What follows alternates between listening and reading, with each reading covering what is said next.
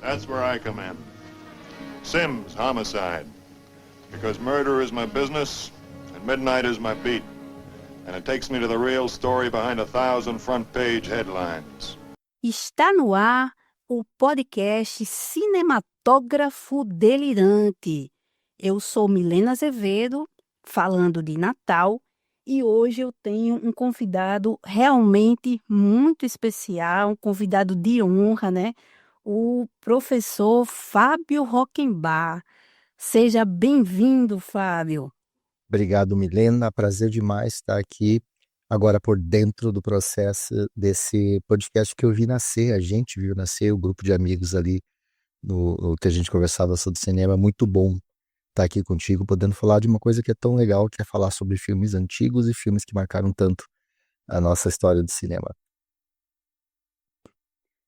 Professor, para quem não lhe conhece ainda, você poderia se apresentar aí de uma forma resumida, porque eu sei que você já fez tanta coisa, né? Mas tem como, tem como se apresentar para o pessoal que ainda não lhe conhece? Então, eu sou jornalista de formação, né? Fiz minha especialização em cinema, que eu sempre digo que foi para constar. Eu sou da academia, então a gente precisa ter, mas eu já sabia muita coisa de cinema ao longo da vida inteira. Fiz o mestrado em produção e recepção literária, deixei de atuar no jornalismo, eu era crítico. Lá em 2010, inclusive, da crítica eu larguei de mão e passei da aula. Passei da aula na graduação em comunicação aqui no PF, trabalhando com essa gurizada nova do jornalismo, publicidade, arte, design gráfico, entre as disciplinas aí que eu ensino aqui. Tá lá, né, perdida lá no meio, linguagem cinematográfica, semiologia do cinema, semiótica, imaginário, coisas que o pessoal que me acompanha sabe que eu adoro, né, ensinar como é que funcionam os filmes, como é que funciona a linguagem. Sou muito ativo nas redes, principalmente no X, no Instagram, e amo cinema e gosto de gravar podcasts com os amigos. E é um baita de um professor, né? Com quem eu tanto aprendi e sigo aprendendo sobre cinema, que me ensinou a apurar o olhar e a audição também, né? Eu e Gisele, a gente já mencionou aqui algumas vezes o seu espetacular curso online, A Experiência Obrigado. do Cinema. Eu já concluí, mas você está sempre criando coisas novas e também tem os Cine Debates, né, que são sempre muito, muito bons, assim, que a gente tem uma heterogeneidade, né, de colegas ali, então tem É, pessoas de várias áreas. são muito ricos, né? Isso, e é bom porque, assim, aparece alguém que entende de música, depois aparece alguém que realmente é tipo o Gui, né? Que trabalha, que realmente trabalha com cinema, que é produtor, que também é cineasta. É muito bacana, eu gosto muito aí do curso e dos colegas que ele trouxe, né? E, claro, principalmente do professor. E, Obrigado. e eu convidei o Fábio para aqui, para esse episódio, pessoal, porque eu sei o quanto ele curte filme noir. Nós tivemos três, né, Fábio? Três cine-debates sobre o estilo, o ciclo, a tendência, enfim, como vocês quiserem chamar. E foi justamente, eu também já falei isso aqui no piloto, né? Que foi, o Fábio colocou que a gente ia discutir sobre filme noir, e eu comecei a pesquisar e fui gostando muito, muito, muito. Então, desde dezembro de 2024, que eu vinha pesquisando, e ele me incentivando. E aí, vai fazer o quê com essas tuas pesquisas, né? E aí eu comecei a escrever umas anotações e tal, e aí depois eu resolvi criar o podcast. Mas assim, eu achei que era muita responsabilidade eu fazer sozinha. Aí convidei a colega Gisele Basso, né? Ela topou. E eu acho que eu criei um monstro, viu? Porque Gisele pesquisou demais. Outra E figuraça dos debates. Para quem não sabe, a gente está falando aqui em off, antes da gravação, eu já disse para Milena que ela tem que escrever um livro agora. não sei, vamos pensar sobre isso, né? O primeiro passo foi esse podcast, o Cinematógrafo Delirante. Fábio acompanhou realmente desde o começo, eu mostrei para ele A gente, eu falei nos nomes, aí pensei, e aí ele foi, esse tá bom, esse não tá bom, mostrei também as ideias para o logo também, ele foi me ajudando aí a decidir, né? Então, assim, eu sei que ele é um parceiraço, um professor bacana demais, e eu quero ser Fábio Rockenbach quando eu crescer, viu? Ou, que é isso? Ah, e, professor, então vamos voltar aqui, né? Eu lhe chamei para esse episódio em especial, porque eu sei que você gosta muito do filme noir e principalmente, né, aqueles feitos pela dupla e aquela dupla dinâmica, o Anthony Mann e o John Alton, que trazem essa pegada aí mais policial, né? É, E aí eu falei, eu vou certeiramente chamar o Fábio para este episódio.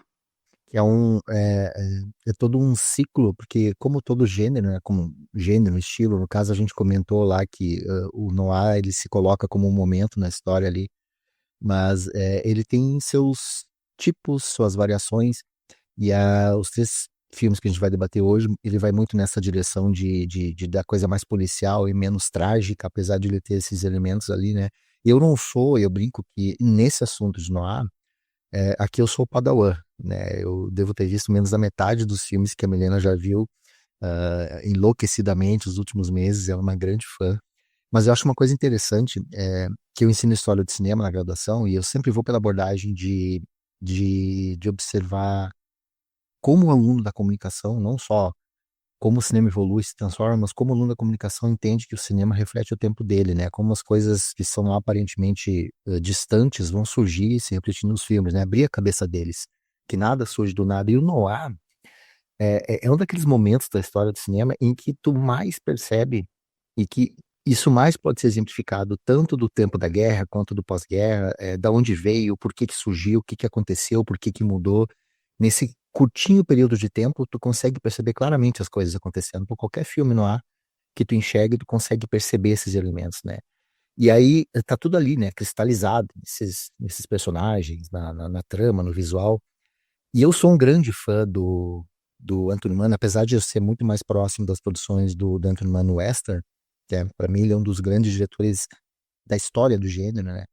E o John Alton, cara, o John Alton ele faz parte desses dois momentos da história do cinema americano, o noir e o western, principalmente nesse universo chamados filmes B, né? Montana, Terra do Ódio, O Caminho do Diabo, que é o filme que eu conheci pela Milena, que eu não tinha visto, a gente foi debater o western, ela trouxe, olha, o filme é maravilhoso. O Demônio da Noite, filmes do Alan Blanc, filmes do Joseph Lewis, enfim, aquele universo que a gente cresce vendo os diretores lá dos anos 70, tu pensa no Scorsese e outros, que eles tanto valorizam, né? E que o pessoal da carreira atrás, por exemplo, também aprendeu a valorizar, e a gente olha hoje para esses filmes, que na época eram filmes B, e tu percebe toda a genialidade que vai fazer com que essa geração mais nova faça as obras-primas que eles fizeram. Então é difícil não ver um filme. Eu postei no Twitter ontem uma cena do Crime Wave, uma cena em que ele entra no banco, que é um plano de sequência não muito longo, mas muito bem filmado, muito elegante, muito sutil. O pessoal ficou enlouquecido quem não conhecia, né? Então essa sutileza que ao mesmo tempo é uma qualidade que a gente consegue enxergar nesses filmes que estão aí, estão perdidos, estão longe dos streamings, estão longe das falas, dos textos, das críticas, estão só esperando para ser descobertos.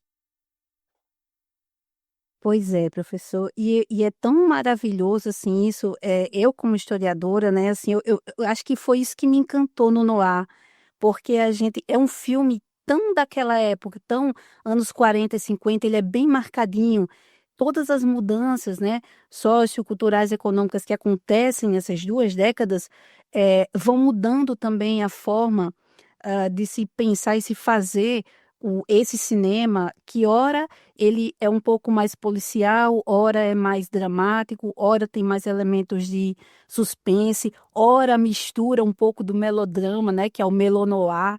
É muito rico, acho que foi isso que realmente me encantou. E o E que as eu pessoas acho sempre acham que o noir é aquela fórmula estricta, né, da femme fatale, do policial isso. trágico, e é muito bonito a gente descobrir que tem tanta variação. Muita, né, muita. Quando eu fui vendo, assim, a diferença das representações femininas, aí eu falei, Fábio, olha só, né? E aí você foi, não tinha reparado e tal. E aí a gente vai vendo que, poxa, como é bonito, como é enriquecedor. E uma coisa que eu acho massa é porque, assim, principalmente no noir, durante a guerra, né, do esforço de guerra, a gente vê que eles reduziram foi necessário reduzir os gastos, né, com o Uhum. cinema, mas mesmo assim, parece que isso impulsionou a criatividade, né? Então, mesmo com recurso ou sem recurso, é, a gente tem filmes muito bem feitos, né? Muito bem filmados, os diretores de fotografia conseguindo dar se virar nos 30 ali, né? E fazer algo assim, realmente que enche os olhos da gente. No período, alguns não foram muito bem aceitos, compreendidos, mas depois de uma revisitação, principalmente, né, justamente pelo pessoal da Novela Vague, aí a gente tem assim um novo olhar mesmo sobre esses diretores e sobre esse período tão tão bonito e tão peculiar, né, do Tão cinema, rico, né? tão rico do cinema estadunidense. Então, professor, vamos fazer o seguinte agora. Aí vem a minha parte historiadora, né? Eu, eu vou dar uma contextualizada rápida no Noah do pós-guerra e no Noah tardio, recapitulando o que eu havia mencionado lá no primeiro episódio, porque às vezes tem gente que começa a ouvir assim, tipo, já no final, né? Então, vai ter gente que vai começar a ouvir a partir desse, principalmente porque tem o Fábio aqui como meu convidado. Então, vamos contextualizar. Pessoal, no pós-Segunda Guerra, o Noah começa a mudar um pouco o foco, certo? E a mudança mais forte se dá após as primeiras audiências do RUAC, o Comitê da Câmara sobre Atividades Anti-Americanas, ocorridas em outubro de 1947. A partir daí, as críticas sociopolíticas que vinham sendo feitas nos filmes começaram a ser contidas. Hollywood passou a ser alvo da caça aos comunistas e todo aquele que tentasse criticar a democracia capitalista estadunidense e o American Way of Life, desvelando seu lado sujo, corrupto e imoral, não seria perdoado. E o bicho pegou mesmo em meados de 1951, quando as audiências do RUAC foram retomadas e a famigerada Lista Negra foi criada. É por isso, pessoal, que entre 1947 e 1951 houve uma certa brecha e foram feitos os tais filmes gris, né? Os filmes cinza. Essa foi uma expressão cunhada pelo pesquisador Tom Anderson para um conjunto de 13 filmes com duras críticas ao capitalismo corporativo. Esses filmes eles foram feitos não apenas por produtores independentes, como também pelas unidades de filmes B dos grandes estúdios. Com isso, até os bandidos passaram por uma reforma, né, por uma recalchutagem, aí, por um upgrade, com os gangsters se tornando empresários, mesmo que seus estabelecimentos fossem uma fachada para lavar dinheiro. Aparentemente, eles agiam dentro da lei.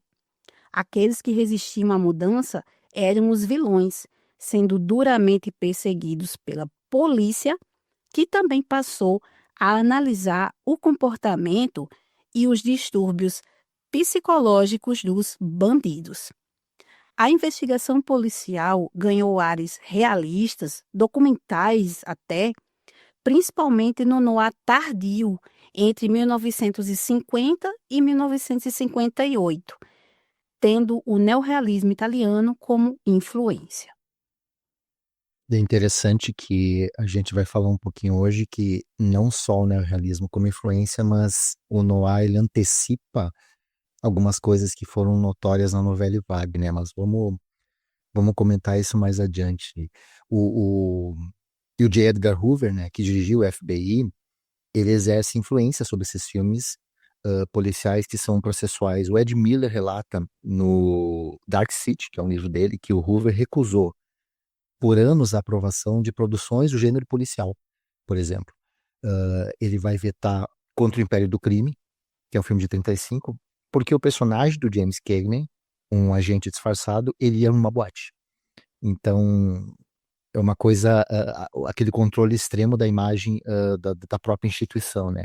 Só que ao observar como Hollywood impactava a propaganda durante a Segunda Guerra Mundial, o Hoover ele vai mudar de estratégia, ele não era burro, ele é louco de vivo. Ele vê o impacto que tem Hollywood no próprio esforço de guerra e pensa, bom, vamos começar a usar essa arma, digamos assim, que ele próprio estava começando a perceber que era influente.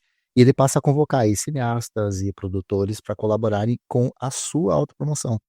Aí, entre eles, um cara chamado Louis de Rochemont foi o mais importante deles.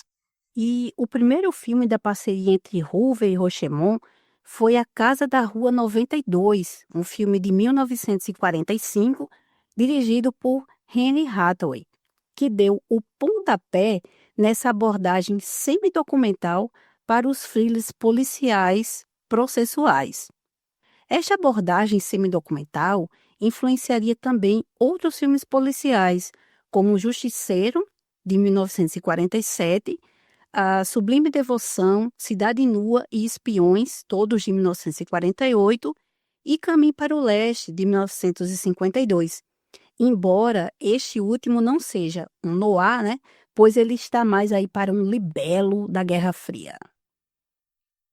No livro Crime Movies, From Griffith to The Godfather and Beyond, o Carlos Clarence observa que o novo gênero de filmes policiais processuais, que ele surge a partir do fim dos anos 40, ele busca resgatar o estilo da série da MGM Crime Does Not Pay. Foi uma série que existiu de 35 a 47. O Clarence vai destacar ainda que a televisão ela acolheu melhor esse tom, que era um tom moralista. Né? A gente está falando de um período em que muitas coisas eram moralistas, até a gente sabe por conta do que a Milena comentou agora há pouco, dos comitês que surgiam no Código Reis, etc. e tal. E isso é refletido em produções como Racket Squad, como Highway Patrol e Dragnet, que talvez seja a mais famosa delas, né? E que vai ter o Dragnet como inspiração o filme O Demônio da Noite, de 1948. Que é um filmaço, né, professor? Filmaço, John Isso. Alton. Bom, o Clarence cita os filmes da Eagle Lion, Moeda Falsa e Entre Dois Fogos, de 1947, do Anthony Mann, né? E Porto de Nova York, de 1949, como referência para o estilo policial semidocumental que começavam com cenas documentais e um narrador enaltecendo o trabalho da polícia, fazendo o público acreditar que se tratava de algo autêntico. Mas a maioria das cenas nesses filmes, comenta o Clares, né? Aí abre aspas, era afetada e claustrofóbica, enquadrada para gerar tensão em vez de naturalismo e filmada acima ou abaixo do nível normal dos olhos. Fecha aspas. Esse sucesso surpreendente do Moeda Falsa, ele vai deixar o FBI e o próprio Edgar Hoover, né, enlouquecidos, em polvorosa. Tanto que o Hoover logo autoriza A Rua Sem Nome, que é um filme dirigido por William Kigley, que já havia feito Contra o Império do Crime. De acordo com Ed Miller, esse filme ele abandona esse formato semi-documental e passa a adotar elementos noir mais estilizados, embora ele mantivesse essa narração em voice-over, a presença do Lloyd Nolan de A Casa da Rua 92, como essa figura paterna que é ligada ao apoio ao governo federal. Conforme Miller, Moeda Falsa, Demônio da Noite e o filme de fuga da prisão de 1949, o Cannon City, foram todos financiados, preste atenção, por meio de uma parceria sigilosa entre o chefe de produção da Eagle Lion, o Brian E. Foy, e Johnny Roselli, que iniciou sua carreira no show business como um elo entre a máfia de Chicago e os sindicatos de Hollywood. Eles contrataram, vejam só, Joseph Brin Jr., o filho do chefe, né? Que eu chamo que é o sensor mor, né? O chefe da administração do código de produção, o Joseph Brin, para facilitar as coisas. O, o Roselli já havia trabalhado no escritório do Código Reis e ele vai se reencontrar com o Green depois de cumprir pena numa prisão federal por extorsão. E ele havia sido enviado por Willie Bioff e o George Brown, ex-chefes do corrupto sindicato IATSE, que enriqueceu cobrando propina dos estúdios. É um universo muito parecido com o próprio universo que a gente está falando, né, da corrupção e afins. É interessante. Depois desse período, Roselli deixou Hollywood, passou a auxiliar os mafiosos de Chicago para consolidar uma base em Las Vegas. E anos mais tarde, a gente vai ver que ele se torna intermediário entre a máfia e a CIA nas tratativas para assassinar Fidel Castro. A carreira dele termina no iate perto de Miami, quando ele é brutalmente assassinado, típico fim de carreira de um filme scorsesiano, colocando um tambor de óleo e abandonado à deriva por, presume-se, seus colegas criminosos. Professor, é engraçado demais, porque aqui é a vida imita a arte, né? A arte imita a vida, Total, ninguém sabe a total. influência de um sobre o outro, né? Mas, Você vê esse final, eu penso no final de Cassino, sim, aqueles caras que fizeram, aconteceram, e um por um eles sendo eliminados, inclusive o cara aí sendo jogado num tambor de óleo e abandonado no mar. porque tem coisas que são um prato cheio, né? Assim, às vezes está pronto ali, né? Aí você só pole para que fique direitinho, né? Para que dentro do Para roteiro, que pareça para que ficção, pareça. para que pareça uma ficção. Mas agora essa parte assim desse sindicato, desse IATSE, foi barra, viu? Barra pesada mesmo. Eles cobravam propina aí pros estúdios e tava um negócio assim, até que o FBI pegou, né, o chefão deles, mas foi duro. Até nos cinemas, se os donos do cinema não pagassem para eles, eu não sei se era semanalmente, se era quinzenalmente, mas os donos do cinema tinham que pagar para eles. Se não, sabe o que é que eles faziam? Eles entravam lá, quebrava a cadeira, quebrava o projetor, sabe? E fazia com que, tipo, lanterninha, o, o bilheteiro ali, né? As pessoas que faziam ali o cinema, o próprio projetista, fizessem greve, sabe? Era um negócio, assim, bem maldoso. Isso daria um bom Com filme. certeza, viu? Bom, pessoal, hoje, né, para esse episódio, nós selecionamos 3 noirs de investigação policial para comentar aqui com vocês. E são 3 assim, nata, né, professor? Cidade Nua, de 1948, A Noite de 23 de Maio, de 1950, e Cidade Tenebrosa, 1953/1954. 3 mega diretores Oh, aí. e a gente vai começar aqui com Cidade Nua, no original The Naked City. Não confundir com outro filme que chama só Naked City, sem o artigo, tá? Ele foi escrito por Albert Maltz e Malvin Wald e dirigido pelo Jules Dessen, velho conhecido nosso aqui que a gente já falou sobre filme dele, né? O filme se chamaria Homicide, mas foi alterado para The Naked City durante as filmagens, para abarcar a cidade de Nova York de uma maneira mais ampla, né? Incluindo áreas decadentes e desconhecidas para a maioria do público. O filme foi inspirado no clássico documentário de Walter Ruttmann, Berlim, Sinfonia da Metrópole, de 1927, segundo o jornalista Philip French, num artigo escrito em 9 de novembro de 2014 para o jornal The Guardian. O Dassin, que eu durante muito tempo falava Dassin, porque eu era crente que ele era francês, né? Não, deve ser Dassin. Então, aos poucos eu fui sabendo, não, esse cara ele não é francês. Esse cara, ele inclusive tem descendência russa, mas ele é americano. A principal referência visual do filme, ele vem daquele livro Naked City, que é um livro que inclusive eu já citei, a gente já falou um pouco sobre esse livro, quando eu trabalhava fotografia na graduação em jornalismo. É de um fotógrafo policial chamado Arthur Wiggy Filick, publicado em 1945. O vínculo era tão forte que o Jules Dassin chegou a contratar o Wiggy como consultor extraoficial para a produção do filme. Embora a referência maior tenha sido o neorrealismo italiano, e a gente vai ver por quê, fazendo com que o Dassin, o diretor de fotografia, que é o William Daniels, levasse as filmagens de rua a um novo patamar que depois vai acabar influenciando outros movimentos posteriores, né? Utilizando câmeras escondidas, utilizando artistas de rua para distrair a multidão, para elas não ficarem olhando, por exemplo, para a câmera. Isso tudo para obter um grau maior de naturalismo no filme. E, segundo o IMDb, a maior parte das cenas de rua foi filmada em locações em Nova York sem o consentimento do público.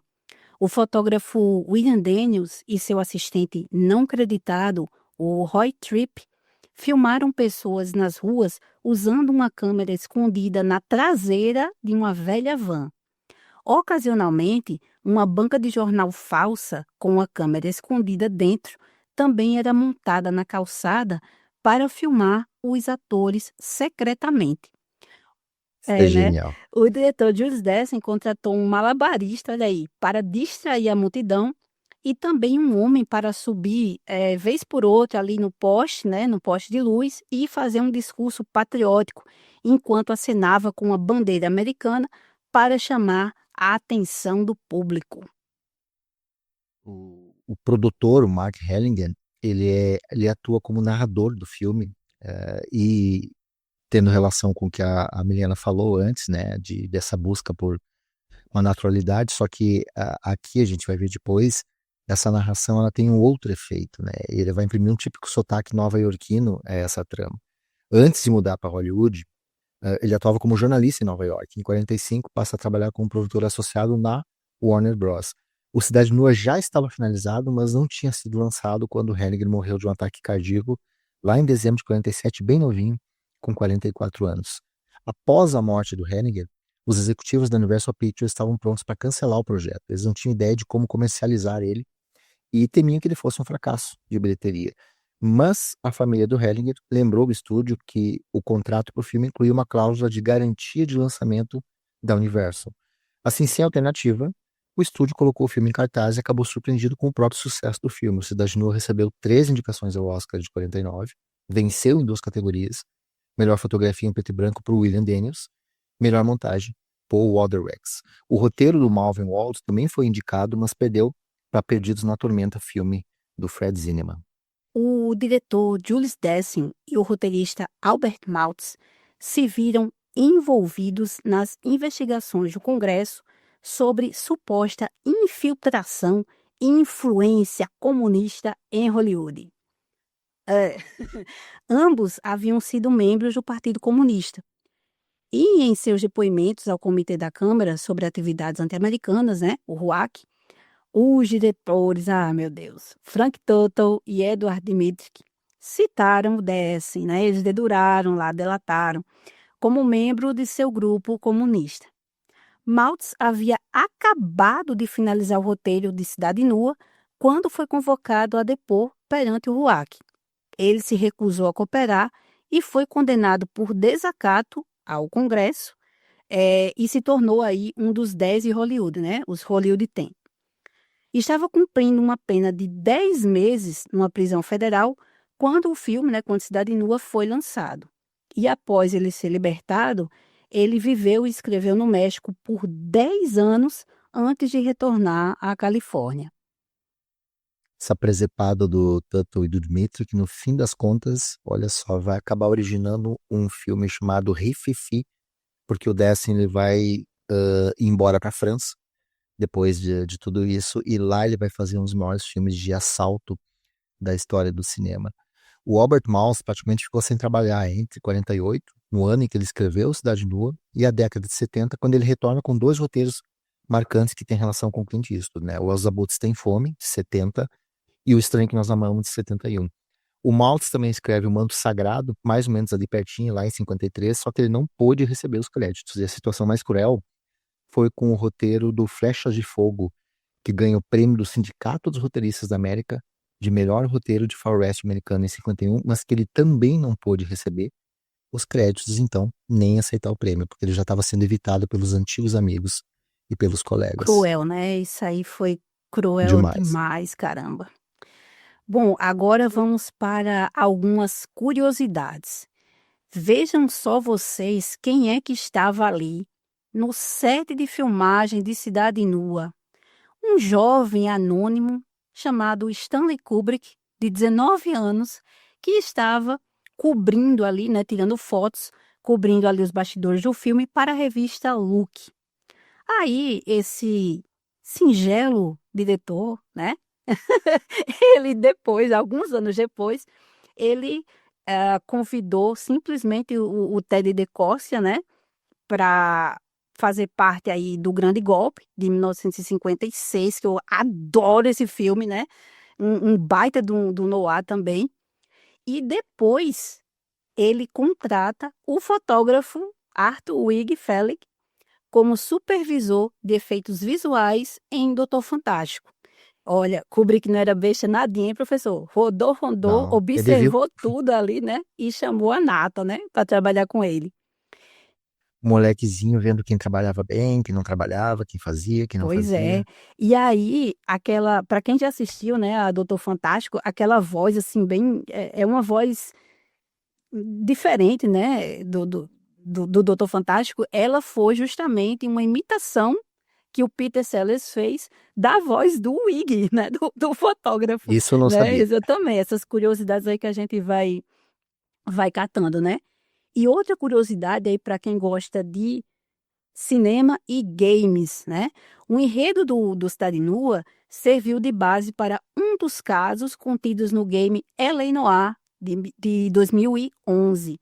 Só que no jogo, a história ela se passa na Los Angeles da década de 1940. Eu acho o Cidade Nua tem uma marcação entre ficção e realidade que eu acho muito interessante, porque a gente tem uma coisa no cinema que é a questão do realismo romântico fechado, de que você está vendo um filme em que tudo que acontece no filme está envolvido naquele universo e parece que o mundo gira em torno daqueles acontecimentos. E aquilo ali é aquela coisa fechada, mantém a nossa atenção naquilo, os atores atuam sem fazer relação ou menção que existe um outro lado da tela onde a gente está vendo e os acontecimentos todos parecem as coisas mais importantes do mundo. E eu acho muito interessante o Cidade Nua, porque aquela narração inicial é primeiro, uma constante lembrança de que o filme é um filme. Eu acho isso o fora de série. Você começar com aquilo, outros filmes vão fazer isso depois. A gente tem, por exemplo, vários filmes, o Cecil B. DeMille, em que ele faz uma apresentação, só que ali ele apresenta o filme e depois ele sai de cena e o filme começa. Aqui você tem as cenas de Nova York, as cenas da cidade, e você tem essa narração primeiro comentando de todo um processo fora do filme. E ao longo do filme, ele vai substituir aquela narração clássica de você ter a voz do protagonista falando interioridades, subjetividades, para fazer comentários que parece que a todo momento estão te lembrando que aquilo ali é um filme e que a gente está acompanhando aquela história de fora. Ao mesmo tempo, ele faz uma coisa muito legal que ele, desde o início, deixa muito claro que aquele é um filme não apenas sobre um assassinato, sobre um detetive, mas sobre aleatoriedades. Porque você tem ali, inicialmente, várias coisas aleatórias, personagens aleatórios, coisas do dia a dia de uma grande cidade. A gente se acostuma tanto a ver esse universo fechado do cinema, que é muito característico desse cinema clássico, e aí você tem um filme que mostra que esse mundo fechado, ele está circundado por coisas muito maiores do dia a dia e que quase ninguém vê, que as pessoas não percebem. E no meio de todas essas coisas acontecendo, a menina apaixonada na frente do metrô, a pessoa, o cara preocupado, o outro andando na rua, e de repente surge algo relacionado a um crime. E aí ele volta a falar do dia a dia das pessoas, de repente volta a acontecer alguma coisa relacionada ao crime, que é o nosso processo principal. Eu acho muito interessante essa narração inicial, porque ela foge daquele padrão, e ele já diz no início, né? O que você vai ver é um filme pouco comum, pouco usual, um filme que você não está acostumado a ver. Só que ele diz isso, né, Milena, mais voltado para uma coisa que depois a gente vai ter muito em voga nos anos 90, 2000, que é esse processo tipo CSI, de investigação criminal, de procedimentos da polícia, que é algo que os filmes não mostravam, eles não tinham interesse nisso. Mas ele também é muito inovador, porque ele faz essa lembrança constante de que aquele crime, aqueles acontecimentos, o que está sendo investigado ali é um alfinete perdido num monte de palha, que é a vida numa cidade grande como Nova York, que várias coisas poderiam estar acontecendo ao mesmo tempo em que a gente está vendo aquilo. Eu acho que isso aí também é uma coisa que vai orientar muito o desenvolvimento dessa narrativa do filme, por isso que essa decisão de gravar, fazer o filme todo ele sem estúdio, e que não é uma verdade total, né? A gente tem cenas com retroprojeção por ali, mas de uma maneira geral, as locações com luz natural, em locais naturais, em casas, em escritórios que não são um estúdio, tem muita participação nessa percepção de que a gente está vendo apenas uma partezinha da vida daquela metrópole, daquela cidade onde tem tantos crimes, pessoas, dramas, vidas e acontecimentos. Eu acho genial isso aí. Eu também, né, professor? E essa questão aí que o Dessen faz de, de apresentar para gente o assassinato, ele sendo cometido entre cenas corriqueiras do dia a dia, me lembrou o Hitchcock. Aí eu não sei se o Dessen tomou o Hitchcock como referência, porque para mim tem uma vibe meio O Marido Era o Culpado, sabe? O Uhum. É Sabotagem de totalmente, 36, totalmente né? Hitchcockiano esse filme. O menino transportando ali aquela caixa com a bomba dentro, que ele não sabe que tem uma bomba dentro, ele vai caminhando alegre pela rua, né? Entra no bonde. E a gente, porque aí tem a questão do suspense que Hitchcock fazia o espectador saber mais do que os personagens, né? Sim. A gente sabia que tinha uma bomba ali, só que a gente não sabia quando ia explodir. Mas o menino tá ali andando no meio de todo mundo, assim, alegre e tal. E aqui a gente, como é que o Dessen apresenta pra gente? Os personagens, as pessoas saindo de casa para trabalhar, as pessoas andando na rua, né, no metrô. Aí depois as pessoas voltando para casa, alguns jantam com a família, outros vão para restaurantes, né? E aí, entre umas cenas dessas aí, acontece o assassinato, assim, bem en passant, né? Uma coisa assim, ó, tá aqui, ali a vida real, aí, puf, aconteceu um negocinho Morreu ali no alguém, meio, morreu alguém. é, Agora deixa eu seguir o morreu. que eu tava. Agora deixa eu continuar. Agora aconteceu. Opa, morreu. Aqui tá o cara que de repente matou. Eu acho genial isso. Eu também, é muito massa. E como deve ter sido assim, na época, né? Porque realmente é um filme que ele não começa com os créditos, quem narra os créditos é o narrador, né? O filme do Jules Dessen, aí fala os roteiristas, acho que ele fala até também o diretor de fotografia, né? E aí acho que ele vai citar o nome de 2 atores, acho que só isso. E aí depois começa o filme.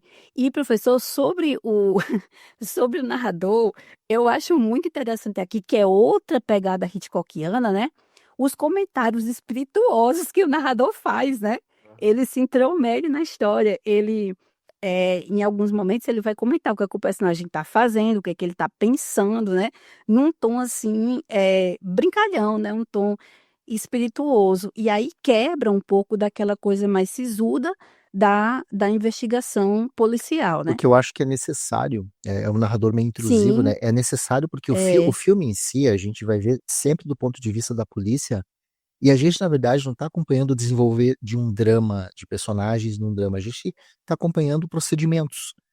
E eu acho que esse tom dele, de quando em quando, ele ajuda a quebrar um pouco o aspecto mais sisudo de você começar a ver o filme que é todo baseado em coleta de provas, né? Ele vai mudar lá no fim, onde a gente vai ter, de repente, ali a percepção do ponto de vista de um bandido e do policial, mas até ali, a gente tem sempre esse único ponto de vista que o Dessen ele consegue, no meio disso aí, não é uma coisa fácil tu ter um filme só sobre pegar pistas, resolver pistas, dialogar, conversar, quebrar expectativas ou criar novas expectativas, que é uma coisa de um roteiro muito bom, porque nas expectativas você vai acompanhando aquele desenrolar como se fosse uma história da Agatha Christie, alguém dizendo o que aconteceu, e o roteiro sabe que precisa quebrar certas expectativas e trazer certas novidades para te renovar a atenção. Mas eu acho muito interessante como o Destin consegue criar algumas conversas com o espectador nesse processo. Por exemplo, tem um momento em que o Halloran que é um veterano de guerra, também é uma outra coisa que tem a ver com esse contexto de pós-guerra que a gente vai ter, que vai mudar o próprio Noir, né? E interessante que é o Niles, né? Ele é alguém que queria ir para a guerra, só que não foi capaz de fazer nem isso, né? Mas o Halloran, ele tá na loja, por exemplo, uma cena que ele vai pra loja, tu deves lembrar, que ele começa a interrogar uma mulher lá, perguntando se a, a, a- como é que era o nome da nossa vítima? É Ruth, A, que, a Ruth. não, não é, mas ele vai perguntar se ela trabalhava lá, como é que ela era. Ao mesmo tempo, você vai ter na frente da loja duas meninas olhando o vestido Sim, e é. Ai, eu falando. acho É ótimo ótimo aqueles aquilo, comentários. porque elas começam a falar do glamour, de usar aquele vestido, corta para ele falando com a atendente da loja. E é justamente isso, o glamour daquelas meninas que elas têm olhando aquele vestido todo chique, etc e tal, é mais ou menos a percepção de quem era aquela mulher que morreu, que também valorizava esse glamour, esse mundo de luxo, e que talvez um dia talvez tenha pensado na mesma coisa, eu quero esse vestido, eu quero vestir isso, eu quero participar das festas à noite.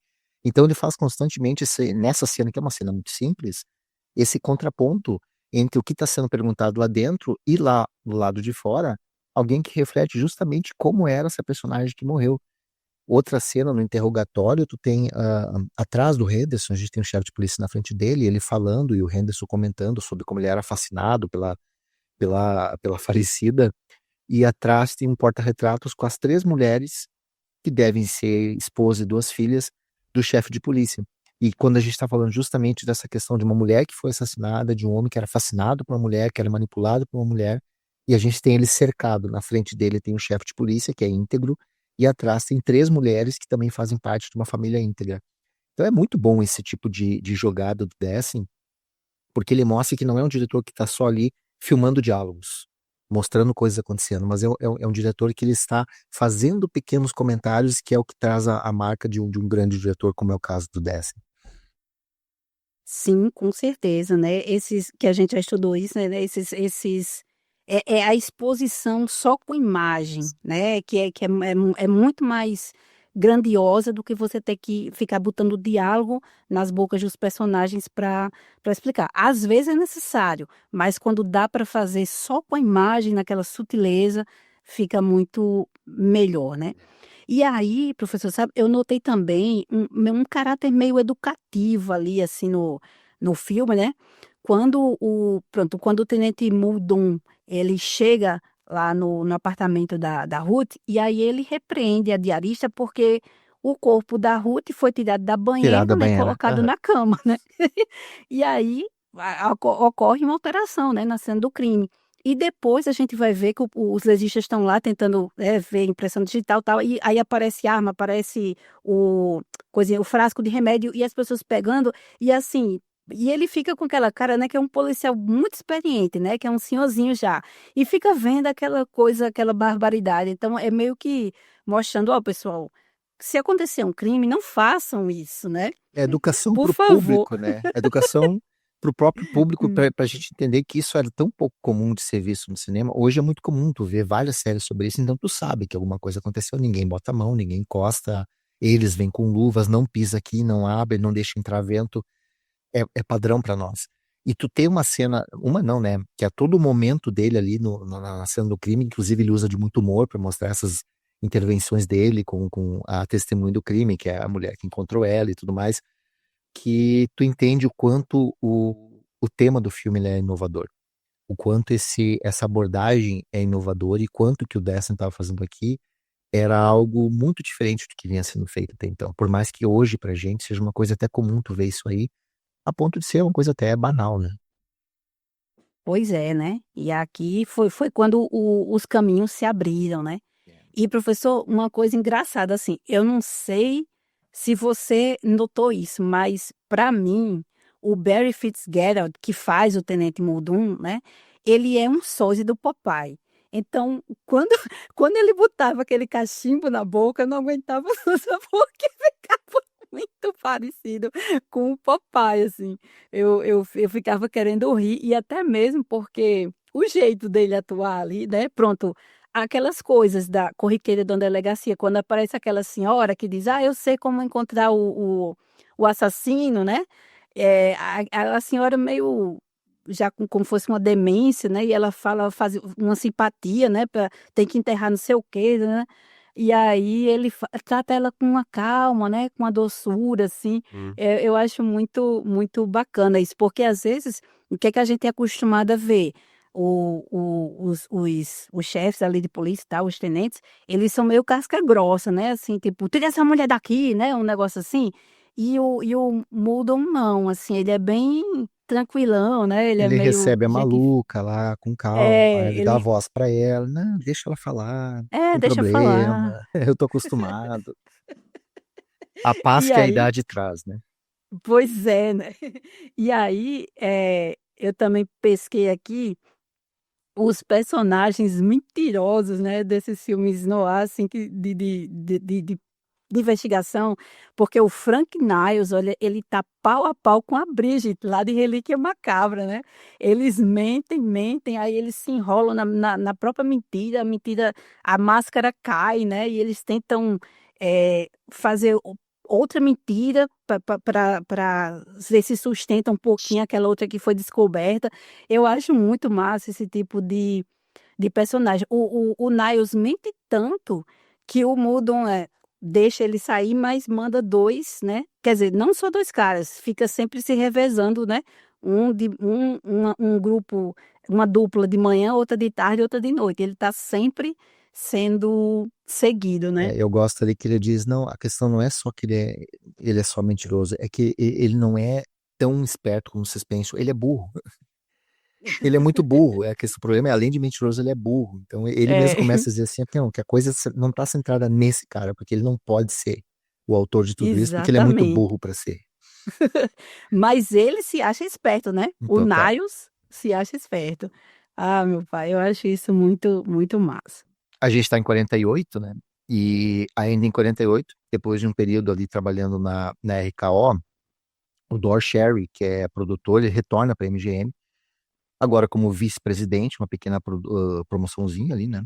E ele entende que o futuro estava nas produções B de novos diretores, olha que genial, como o John Sturges, como o Fred Zinnemann, como o Richard Brooks, que eu acho que é um cara que tem que ser muito mais reconhecido e conhecido pelo público de hoje, porque esses caras conseguiam trabalhar de forma rápida e econômica, eram os tais contrabandistas que o Scorsese cita no documentário dele, né?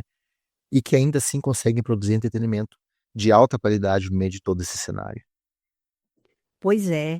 O Glenn Lovell, no livro Escape Artist, The Life and Films of John Sturges, ele conta que no final da década de 1940, a MGM estava passando por um período assim bem turbulento, porque além da concorrência com a TV, que a gente tem que sempre ficar atento aí que já era década de 50, tá? Quer dizer, próximo, né, da década de 50, porque assim, a TV, ela começa a chegar em meados da década de 30, mas era muito cara, né, nem todo mundo tinha TV. E aí, depois da guerra, a TV começa a ser mais comprada, e na década de 50 ela se torna popular, mas o pessoal aqui já, no final da década de 40, já começava a enfrentar essa concorrência com a TV. Primeiro foi com o rádio, né? Aí depois com a TV. E o estúdio, né, a MGM, também foi afetado pelas decisões das audiências do RUAC e também, nesse momento, estava acontecendo aquela queda de braço, né, com os tribunais no grande processo contra o monopólio dos estúdios e suas próprias redes de cinema. Então, o Doris Carey, ele seguiu produzindo os famosos musicais e épicos da MGM para agradar ao chefão, né, o Louis B. Mayer, mas também cuidava dos chamados filmes problemáticos, aqueles mais baratos e de esquerda, que abordavam extorsão, antissemitismo, né, várias formas de racismo e exploração de mão de obra migrante que ele conhecia muito bem do período em que trabalhou lá na RKO. E nessa pegada, ele acabou trazendo justamente o John Sturges para a MGM. E aí, à noite de 23 de maio, que é o Mr. Street, é um projeto que inicialmente ia ser dirigido pelo Robert Wise ou pelo Joseph Losey, dois enormes diretores. O Wise, inclusive, ele acaba não dirigindo e no ano seguinte ele lança um filme chamado O Dia em que a Terra Parou. Mas acaba servindo como filme de teste para o John Sturges na MGM. A ideia era que se o Dorsheri aprovasse o resultado, o Sturges garantiria um contrato para realizar outros projetos dentro do estúdio. Entre os nomes cogitados para o papel principal estavam Van Heflin e o Dick Powell, mas o personagem do tenente de polícia luso-americano, o Pete Morales, acabou ficando com Ricardo Montalbán. Os mais velhos vão lembrar sempre do Montalbán, da Ilha da Fantasia, né? Na época, o Montalbán, com 29 anos, ele tinha acabado de aparecer no Preço da Glória, do William Wellman, que é um baita filme, Mercado Humano, outro grande filme do Anthony Mann, e ele agarra a oportunidade de romper mais uma vez com o estereótipo de amante latino, que inclusive tem até hoje, mas na época era muito forte, e ele comentava, eu vou abrir aspas, o filme do Sturges foi definitivamente um avanço. Isso para ele, né? Ele era um roteiro bem escrito que simplesmente contava as coisas como elas eram e não se desculpava pelo sotaque do meu personagem. E foi a primeira vez que isso aconteceu com o Montalbán e, segundo ele, talvez uma das primeiras vezes que isso havia sido feito num filme de Hollywood. De acordo com o Lovell, os primeiros rascunhos do roteiro começaram a ser escritos em 1949 por Sidney Bowen e Richard Brooks, quando o título do filme era Murder at Harvard e trazia uma marca do Lucy, enfatizando a etnia de Morales, que era português, né? Um luso estadunidense, e mostrando como sua investigação era prejudicada pelo preconceito da comunidade predominantemente branca. O projeto foi orçado em $1 milhão e supervisionado de perto por Scarry, que o via como um filme de processo policial eficiente na tradição de dois maravilhosos, né? Um Assassino de Luvas, de 1942, e O Cidade Nua, que a gente acabou de comentar, de 1948. Aí o diretor de fotografia é um cara chamado John Walton, que a gente acabou de falar aqui, tem falando desde o começo do episódio. E o Walton é designado para filmar o atípico noir da MGM, com um estilo de iluminação muito mais discreta. E o Ferris Webster, iniciando uma associação com o Sturges que ia durar quase um quarto de século, incluiria talvez os dois filmes mais famosos do Sturges, né, Os Sete Homens e um Destino e O Fugindo do Inferno. Ele é contratado como editor do filme. O Webster tem outros trabalhos memoráveis como montador, que eu quero lembrar, O Gato em Teto de Zinco Quente.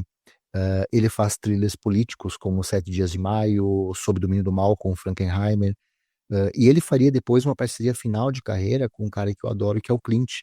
Ele vai editar Interlúdio de Amor, Estranho Sem Nome, José Wales, e o último filme da vida dele foi um filme que eu amo, chamado Honky Tonk Man.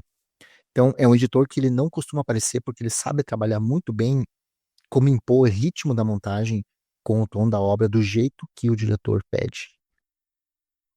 São filmes muito bons, né, professor? E Uhum. alguns a gente comentou, Já né, debatemos. nos nossos debates aí do Cine Debates da experiência do cinema.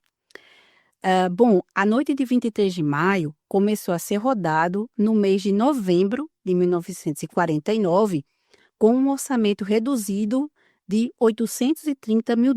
Era $1 milhão e ficou 830, né? Os exteriores de Beacon Hill, da Trinity Station e da Faculdade de Medicina de Harvard, eles foram feitos em locação no mês de dezembro de 49, né? O Brooks, prestes a fazer a transição para a direção de longas, porque até então ele só tinha dirigido curtas-metragens, era uma presença constante no set, estava ali aprendendo, né? E vai fazer bem depois, ele vai fazer coisas, inclusive em termos de luz, né? Ele faz um filme chamado A Sangue Frio, que é fora de série. O Montalbán, ele disse que filmar em Boston, filmar ali no campus de Harvard, trouxe uma espécie de realismo às atuações que vai dar muito mais veracidade para a história. Ele dizia que o John Walton contribuiu bastante com o realismo do filme e que o John Sturges respeitava e ouvia as sugestões do Walton, o que fala muito sobre também o profissionalismo do Sturges quanto à própria competência do Walton. E ele dizia assim, lembro-me de ter sido uma filmagem fácil, o clima de Boston cooperou E embora, olha a maldade. Embora Elsa Lanchester tenha exercido sua personalidade desde o primeiro minuto em que entrou no set, todos se deram muito bem a Lanchester. Além da atriz famosa que vem lá desde os anos 30, quem viu A Noiva de Frankenstein, por exemplo, a Lanchester ela foi casada com o Charles Lawton, o que indica por si só que, para além da personalidade nas telas, ela devia ser uma personalidade extremamente forte, porque o Lawton era uma pessoa extremamente inteligente e, obviamente, muito exigente em relação à pessoa que estava ao lado dela ao longo da vida. Eu achei interessante essa frase dele, né? Embora ela tenha exercido sua personalidade desde o primeiro minuto que entrou no set, mas ele disse que, apesar de tudo isso, a noite de 26 de maio foi uma filmagem fácil, tranquila. O filme estreia no mês de junho de 1950, com críticas, na maior parte delas, positivas. O Sherry acha o filme sensacional, e aí ele cumpre o acordo com John Sturges, oferecendo para ele um contrato de 5 anos com a MGM, e a partir dali é história. Pois é, Sturges se deu bem, né? Né? Ah, aí o Glenn Lovell, ele vai comentar o seguinte, aí vem umas aspas bem longas aqui. Embora menos intenso ou estilizado que Rancor, do Dmitrik, e Moeda Falsa, do Mann, né, do Anthony Mann, dois noirs mais conhecidos, A Noite de 23 de Maio oferece seus próprios prazeres perversos e pode ser visto como o primeiro filme importante da obra de Sturges. De certa forma, é um precursor de O Silêncio dos Inocentes e da série de TV CSI. Entre seus pontos fortes estão a fotografia melancólica e profunda de Alton, especialmente bem utilizada para as sequências da pensão e do restaurante em Cape Cod, o diálogo afiado, o humor mórbido e a brincadeira maliciosa entre o escoteiro entusiasmado de Montalban e a bisbilhoteira gananciosa de Lanchester. Olha, eu acho sensacional a Elsa, né? Como a senhora Smerling. Depois eu vou falar mais um pouquinho sobre isso. O ritmo só diminui durante uma sequência de salão falada no terceiro ato e uma fuga forçada da prisão fora da tela, mas retoma o ritmo para uma perseguição pela train station e o pátio ferroviário ao redor. Mesmo hoje, a direção de Sturges parece notavelmente madura. É uma Fecha direção aspas. é, é, é, com toda a experiência que ele ainda não tinha, mas ele faz uma encenação em profundidade que eu acho muito interessante no filme.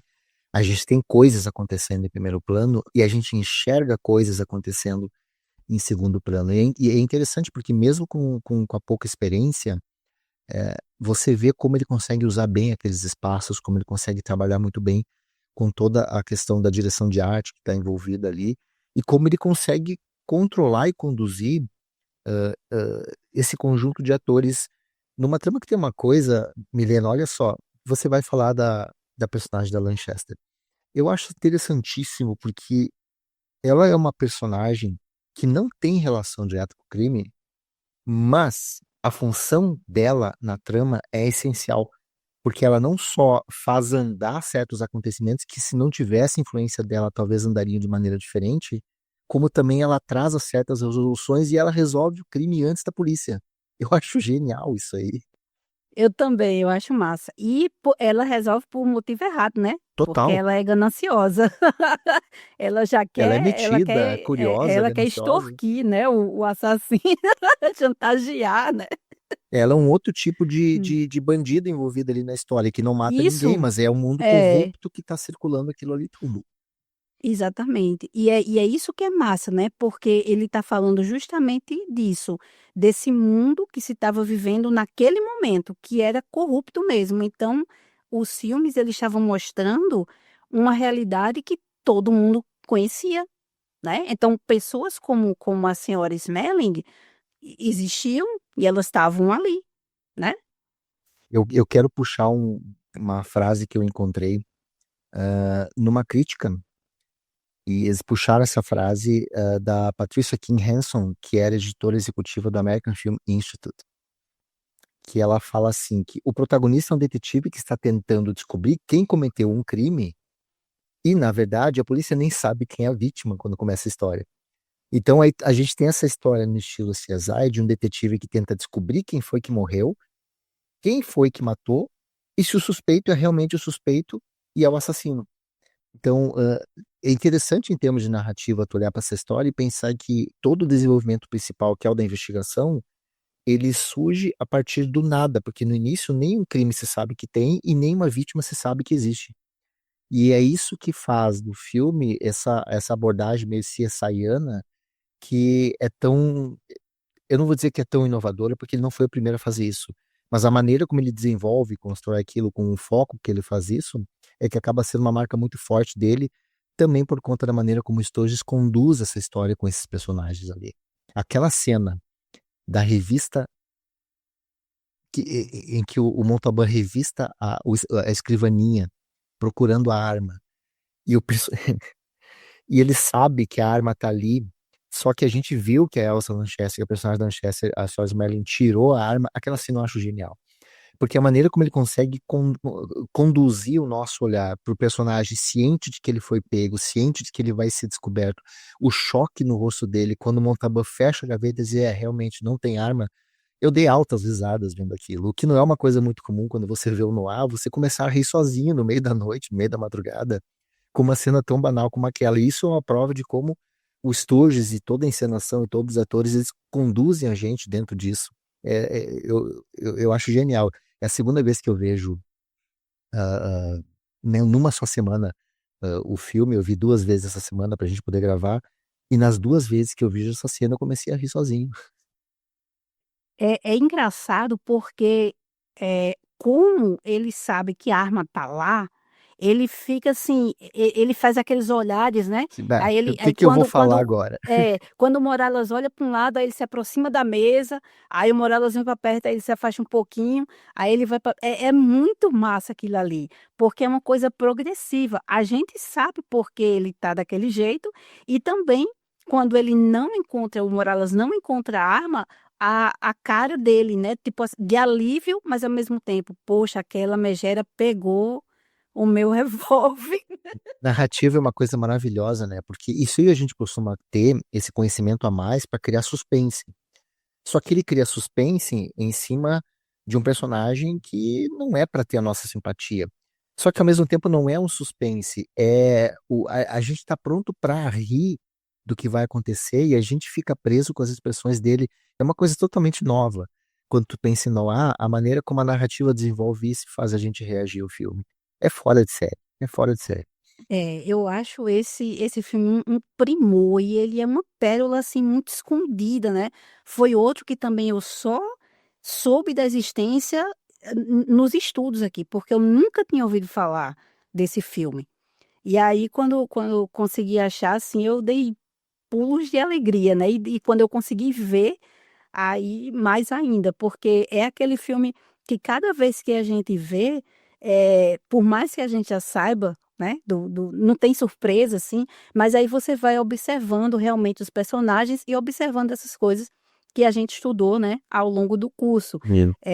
Principalmente a blocagem, né, a encenação dos atores, A os luz, enquadramentos, aquelas a grades luz. prendendo eles. Isso. É E, muito bom, é fascinante, é fascinante sempre mesmo. em torno daquela ideia de novo, uma ideia Hitchcockiana, né? Do inocente ser o culpado e a gente Isso. ter. Não, a gente não imagina que ele vai ser preso, mas você fica imaginando, ok, como é que vai se resolver. Então a tensão não é sobre se ele vai ou não ser preso. Alguns filmes podem até te surpreender, mas a gente sabe que nesse universo do mar, mesmo os filmes noir em que você tem aquele final ambíguo, aquele final mais depressivo, tu sente quando isso está prestes a acontecer. Quando tu vê, por exemplo, um Fuga do Passado, tu sabe que as coisas não vão terminar felizes. Aqui você Sim, quase sabe que ele não vai ser preso, que alguma coisa vai acontecer que vai se resolver. Afinal, o filme está falando sobre a capacidade da polícia conduzir a investigação. Aquela mudança que teve no isso. pós-guerra, de que as instituições que antes elas eram consideradas incapazes, após o fim da guerra, passam a ser valorizadas como instituições que devem ser respeitadas e enaltecidas para retomar a ordem dos Estados Unidos, etc e tal.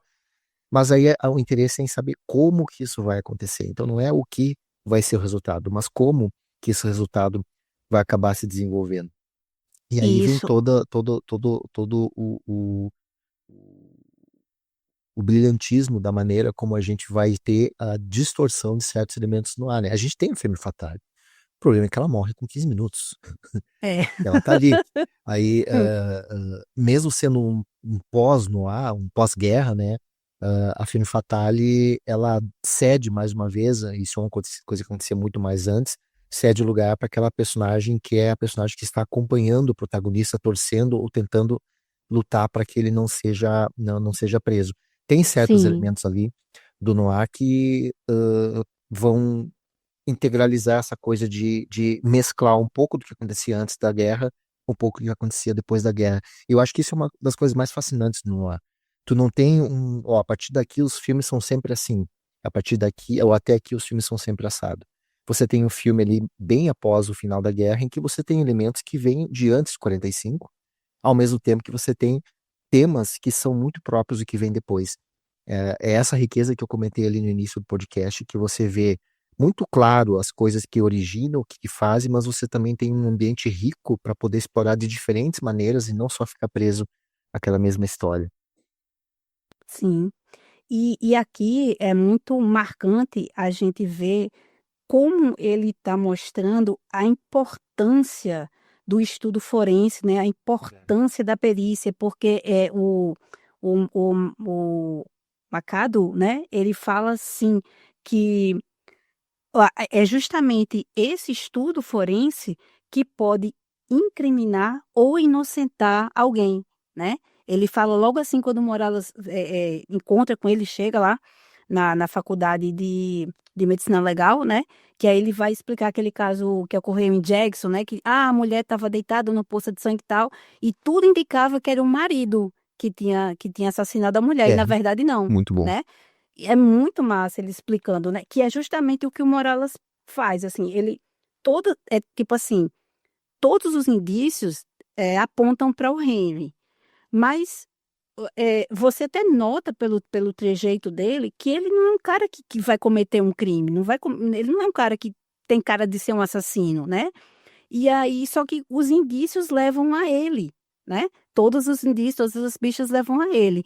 E aí, como é que vai fazer? Então é justamente pelo trabalho da perícia que vai, indicar que ele não é o assassino. E aí eu vou só, comentar aqui algumas coisas que me chamaram a atenção nesse filme, tá? Eu acho mais interessante quando o Morales ele tá entrando em Harvard, né, e aí ele vai perguntar ali para os alunos, para o pessoal que está circulando na universidade, onde fica o departamento de medicina legal. E praticamente ninguém sabe informar, né, até que um diz assim para ele: "Ah, você tem que ir lá no departamento de direito". Aí ele chega lá no departamento de direito e aparentemente é um professor que diz assim: "Não, não é aqui não, você tem que ir na faculdade de medicina legal, não é o departamento de medicina Você legal, é a tem que voltar faculdade". pro pórtico, eu acabei de vir de lá. É, que não é nem dentro do campus, É. né, central de Harvard. E aí eu acho interessante isso, porque tipo assim, aqui na UFRN, o que é que acontece? Eh, Alguns cursos, os alunos eles cursam dentro do campus central e depois, quando acho que do meio para o final, eles vão para outro local que fica fora da UFRN, tipo, a faculdade de farmácia, a faculdade de odonto, né, porque acho que tem equipamentos ali mais específicos que, não sei, não ou então naquele momento não dava para colocar ali dentro da universidade, então eles ficam fora, é bem longe, é bem distante da UFRN, né. Sim. Aí os mais próximos, tipo a faculdade de música é mais próximo da UFRN, mas ela não está ligada aos outros departamentos, ela fica fora. O departamento de artes também fica mais longe ainda do que o departamento da faculdade de música, tá entendendo? Uhum. Então assim, é interessante, né, porque assim, é um contexto que não existia apenas no Brasil, existia também em outros cantos do mundo, né. Eu acho legal isso para marcar, assim. E também para mostrar que às vezes quando os universitários eles são muito bitolados, né, às vezes você só sabe, onde fica o seu setor, né? Você não conhece a universidade como um todo. É, outro ponto que eu achei interessante também, quando os policiais eles ficam comentando sobre a importância do legista ser um médico de fato. E aí eu vejo o Sturges meio querendo retribuir, né, os préstimos de Harvard para com a equipe criativa do filme, porque os professores, né, eles foram consultores, né, o reitor permitiu que eles filmassem dentro ali da Universidade de Harvard.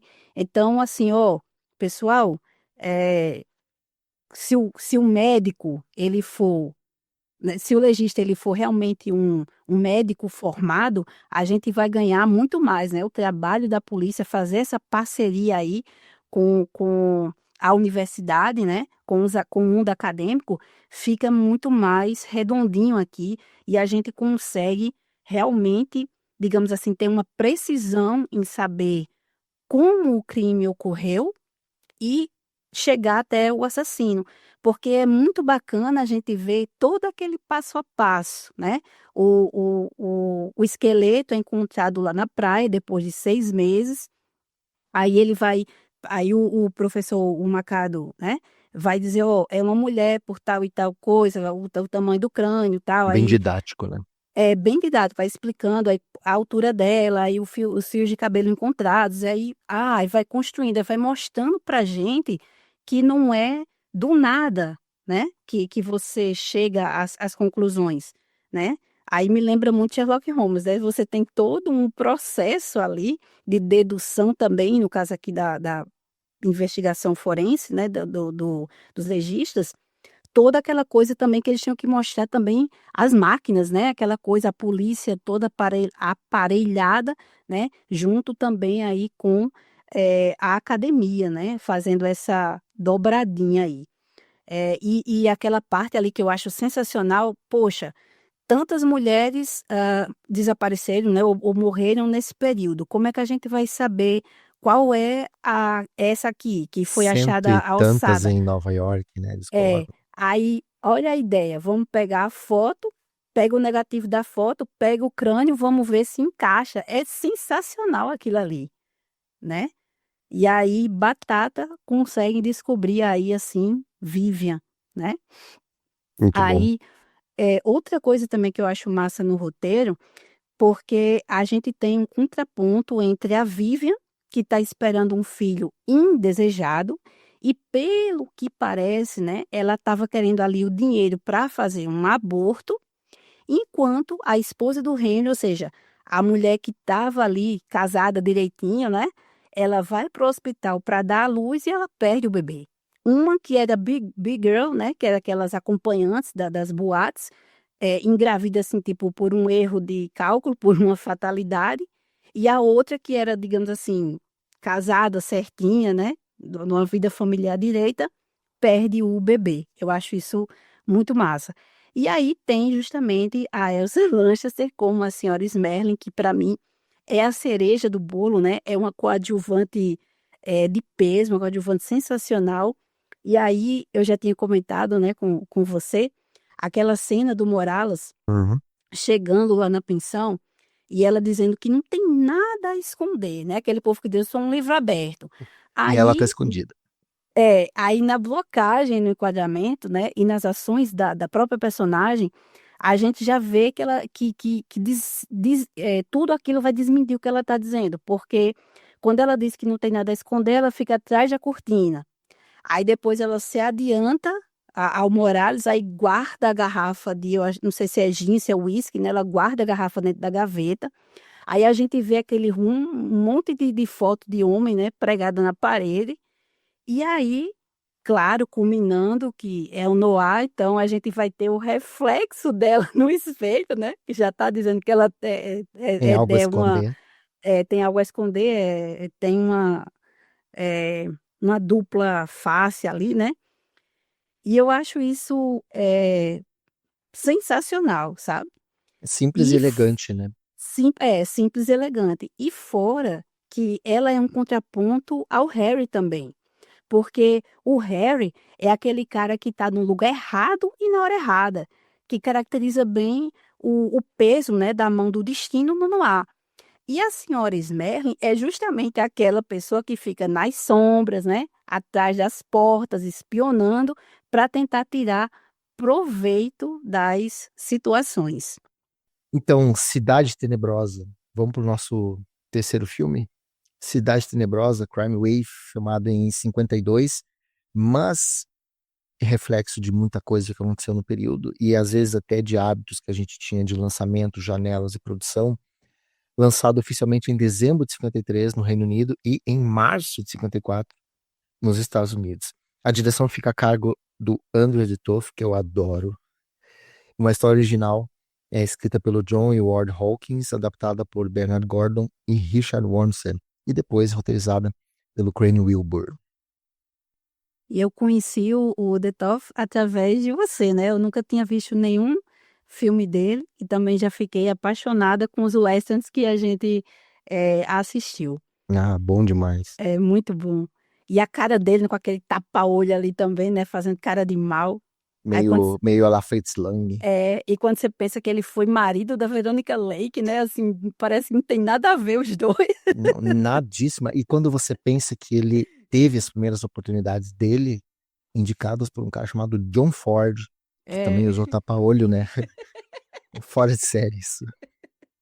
eu não sei se aquele tapa-olho ali era ele imitando Ford ou se era coisa que ele precisou mesmo, né? Mas vá saber. Mas que ele era engraçado ali com aquela cara séria, com aquele tapa-olho.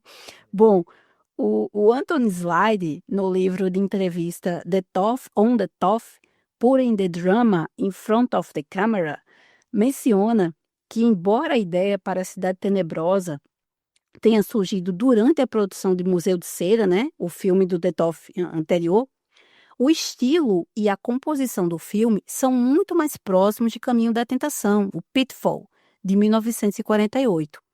Assim, né, como em Caminho da Tentação, Detoff escalou um ator fora do seu padrão como protagonista, no caso, Gene Nelson, que era cantor e dançarino.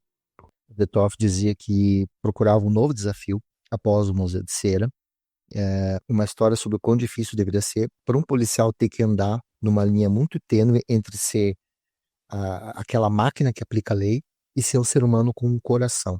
Na época, filmar à noite em locações não era algo muito fácil, porque a gente tinha vários contratempos, a gente tinha baixa classificação ASA do negativo do filme, uma coisa que lá nos anos 50 você vai ter uma evolução que vai permitir que os filmes possam fazer isso melhor, vai influenciar o próprio filme no ar mais adiante, o peso do equipamento, as luzes, câmeras e gruas que eram muito desajeitadas, mas ele recebeu o sinal verde para fazer o Cidade Tenebrosa, então ele foi lá e mostrou que dava.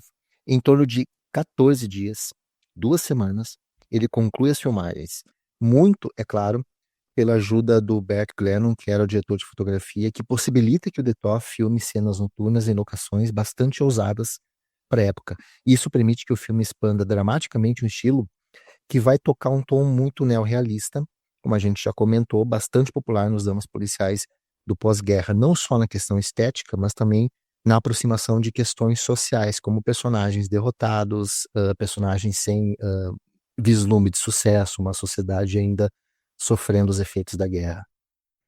É, e quando o Detoff ele rejeitou a escolha de Jack Warner por Humphrey Bogart e Ava Gardner para os papéis principais, o todo-poderoso da Warner cortou o orçamento e o cronograma de produção pela metade, mas, a contragosto, permitiu que Detoff escalasse Sterling Hayden como Tenente Sims. Detoff contou a Slide que escolheu Hayden porque, abre aspas, ele tinha a força do detetive que escondia seu coração atrás de espinhos. Ele era isso na vida real, não estava simulando ser. Essa é a grande diferença entre atuar no palco e viver isso em frente às câmeras. Fecha aspas. O Jack Warner, ele acaba fazendo a melhor coisa possível para o filme quando ele veta a presença de um grande astro, quando ele corta o orçamento, e cortando o orçamento ele deixa, inclusive, de ter aquele cuidado, aquela atenção direta com o filme que os grandes orçamentos têm. Porque o Detoff, A gente comentou antes, né, dos contrabandistas. O Detoff era um contrabandista, o Jacques Tourneur era um contrabandista. Aqueles caras que eles conseguem, né, funcionar melhor à beira do sistema, sem o controle, sem a rigidez dos grandes orçamentos, tendo mais criatividade, aí ele consegue, sem esses grandes astros, fazer aquilo que ele consegue fazer melhor que ele fazia no Western, que vai fazer aqui. Segundo ele, havia uma urgência no filme, Cidade Tenebrosa, de ter um ritmo de desespero. Ele queria que o filme tivesse essa urgência, essas imperfeições da vida, nada desse ambiente meio controladinho dos estúdios, essa filmagem mais limpa das grandes produções. Ele até mesmo foi à polícia para perguntar qual era o banco mais fácil de ser assaltado naquela área para poder trazer mais realismo ao filme, porque um banco criado no estúdio soaria muito falso. Uh, e aí tem uma cena próxima ao final, e isso eu acho que é uma coisa fantástica, em que a gente tem uma perseguição de carro do Sterling Hayden perseguindo o Lacey, em que realmente o trajeto de filmagem feito durante a perseguição, ele é o trajeto real, tá, do banco até a casa, e que isso foi feito assim para trazer mais verossimilhança à gravação da cena. Então, esse cuidado de querer uma coisa não limpa de estúdio, mas uma coisa muito mais realista, muito mais próxima ao que seria esse mundo real. Por isso, a escolha por um banco real, né? Ele teve apenas uma noite para filmar essa cena no banco. E para ele, para o Dutoff, o prazo curto trouxe uma urgência real para os atores e para a equipe, aquela coisa de você preciso gravar, preciso filmar, precisamos terminar isso logo. E isso vai contribuir muito para a própria cena e para o clima que ele queria dar para essa cena. Ele filma nas ruas de Los Angeles, ele filma em Burbank, ele filma em Glendale, e ele consegue ter acesso à delegacia de homicídios, e por isso que essas locações acabam sendo tão autênticas. O grande mérito do Detoff, aí a gente vai comentar um pouquinho depois, é como ele consegue filmar esses espaços reais. Que é muito bom, né, o filme realmente é um filme cru, né, digamos assim, ele é bem cru e bem enxuto, né. E no tocante ao Tenente Sims, o Sterling Hayden o teve como o melhor papel de toda a sua carreira. Como lembra o site Classic Film Noir, abre aspas, Sims rejeita o profissionalismo e a lógica e age com base em emoções cruas, tornando-se outro protótipo para o policial fora de controle do filme noir, porém com um senso moral elevado, melhor exemplificado cerca de 2 décadas depois com Dirty Harry. Fecha aspas. Que baita lembrança. Não tinha É. me dado conta dessa aproximação. E o Hayden, ele tinha quase 2 metros de altura, né? Então ele se destaca dos outros atores do filme. O Detoff, o diretor de fotografia, o Burt Glennon, mantém a câmera baixa, o que vai fazer com que fique mais ampliado ainda o quanto esse personagem, esse ator, ele vai se destacar dos outros, né? Aquele o contra-plongé em cima desse grandalhão, enquanto ele olha para todos os outros atores sempre de cima para baixo. Isso vai exaltar muito a imponência do personagem. Tem o site Where Danger Lives, traz uma observação, vou abrir aspas. Ele precisa estar curvado, desleixado, com um palito de dente na boca, chapéu amassado e gravata sempre torcida para trás. Quase grande demais para ser permitido. E se Hayden não fosse tão absolutamente convincente como detetive de homicídios da polícia de Los Angeles por volta de 52, nada disso funcionaria, porque ele é a cola que mantém o filme inteiro unido. E Gene Nelson, como Steve Lacy, é o contraponto perfeito, né, para o Tenente Sims. Ele está tentando se regenerar após sair da cadeia. Ele consegue emprego, ele se casa, tem endereço fixo, bem naquela pegada que os estúdios foram forçados a trilhar após o RUAC pegar pesado. Ou seja, eles estavam mostrando ali que o sistema penitenciário consegue ser benéfico para alguns homens, tornando-os novamente cidadãos de bem. O problema se dá quando seus antigos companheiros de cela vêm lhe pedir ajuda. E aí, né, o Lacey, ele fica numa situação de se ficar o bicho pega, se correr o bicho come, sabendo que corre o risco ao ajudar os antigos companheiros, mas também entregá-los à polícia poderia ser mortal. Já a personagem da Phyllis Kirk, Ellen Lacey, que é a esposa do Steve, também merece um pouco de destaque aqui. Principalmente porque ela é a única personagem feminina do filme. Ela é quem manda na casa, ela é aquela personagem que ela é assertiva, ela é racional, enquanto o Steve é tímido, enquanto ele é vulnerável. Ele precisa dessa mulher mais forte para apoiar ele. Ela é um exemplo dessa mulher independente que foi abordado por você e pela Gisele em episódios anteriores e que, de certa forma, são quase que uma antevisão do que seriam certas fêmeas fatales do cinema noir mais adiante. Sim, com certeza. A Patrícia Bess, num texto para o site EEBF, East European Film Bulletin, diz que a personagem Ellen Lace parece girar em torno de sua dupla identidade, a de uma personagem respeitável e a de um objeto sexual passivo, implicitamente ameaçada sexualmente pelos companheiros de cela de Steve, tanto para mantê-lo em estado de tensão, quanto para forçá-lo a ajudá-los. Aí vem um comentário dela aqui, entre aspas. Como se a violação da vida doméstica não bastasse, os gangsters reforçam seu papel de vilões com comentários constantes sobre a aparência dela, na forma de elogios maldosos. Durante a cena em que Steve precisa sair de casa para dirigir o carro de fuga do assalto ao banco, Ellen fica sozinha na casa, vigiada por um gangster lascivo, um momento tão psicologicamente assustador que parece quase deslocado em um filme noir de baixo orçamento. Fecha aspas. Eu acho que, tanto quanto essa parte, todos os olhares do Charles Bronson para ela são uma coisa também intrusiva, que é um pouco assustadora. Por mais que eles nunca estejam sozinhos, se tu prestar atenção no Bronson, qualquer hora que ela chega perto dele, que ela se inclina, ele esquadrinha ela de cima a baixo.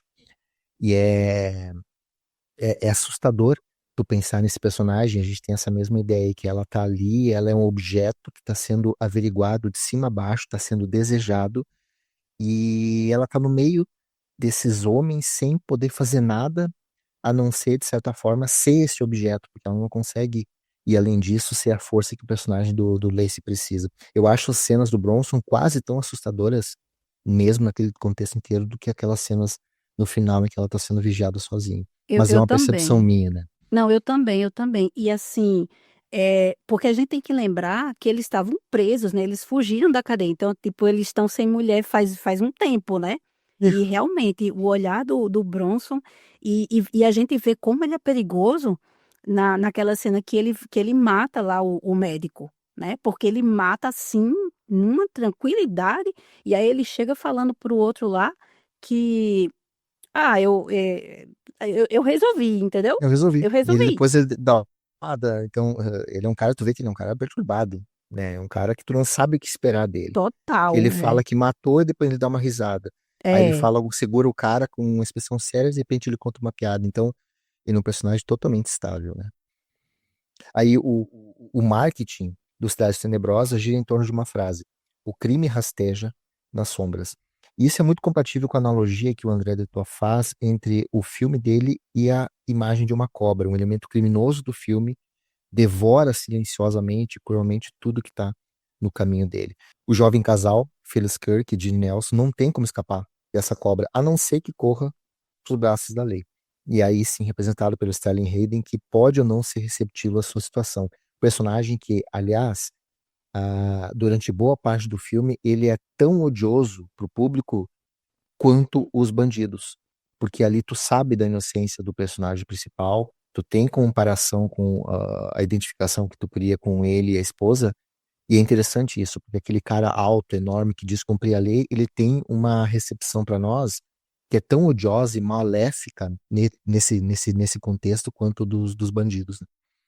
Isso, até porque o oficial da condicional do, do Lacey diz assim, ele não fez isso, ele é um cara decente, né? E aí, eu acho massa, assim, porque o Tenente Sims, ele fica ali, ele faz aquela pose toda de durão, né? Mas na verdade ele tem um coração mole. Só que até o final a gente fica sob tensão, né? A gente não sabe o que é que vai acontecer se realmente ele vai deixar o casal, né, Lacey em paz, né? Inclusive no carro, né? Que ele fala ali que ele vai ter que responder por tudo, né?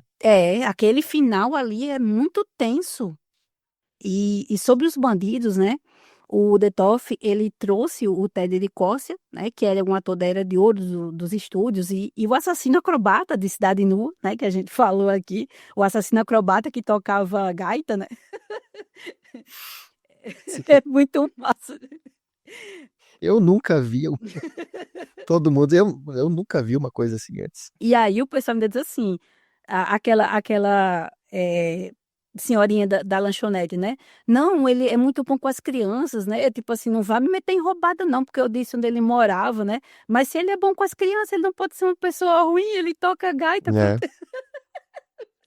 É, é muito bom. quem pede.